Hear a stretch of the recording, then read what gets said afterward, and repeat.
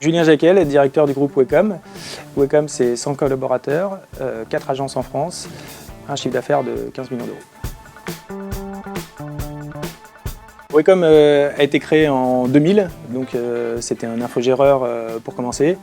Au fur et à mesure, les activités d'infogérance nous ont amenés via un certain nombre de partenaires à développer des services à valeur ajoutée, dont l'hébergement. Le métier aujourd'hui de Wecom, c'est la convergence du métier d'opérateur télécom et d'hébergeur associé à la communication unifiée.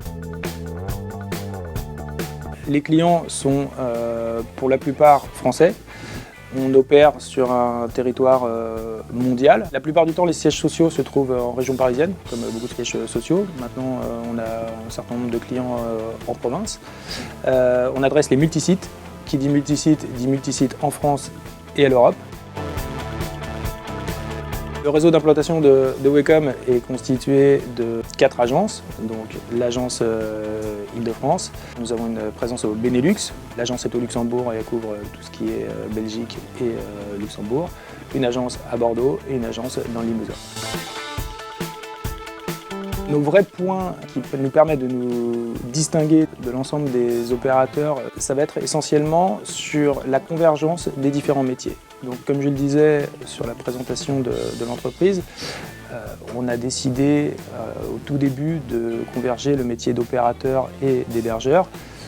Dans notre idée, c'était de délocaliser les systèmes d'information de nos clients en data center et d'infogérer la globalité du système d'information du client en reliant toutes ces agences de manière sécurisée via notre réseau d'opérateurs. Aujourd'hui, sur des prestations similaires, quand on met la globalité de ce qu'on sait faire chez un client, il faudrait à peu près 2 ou 3 prestataires pour pouvoir répondre à la même heure. Donc on se distingue par l'interlocuteur unique, la facture unique, sur l'ensemble de la problématique qui est le système d'information de nos clients. Wecom, dans l'avenir, c'est plusieurs perspectives de croissance. La première, qui a déjà débuté il y a plus d'1 an, c'est d'étendre le réseau sur une partie européenne.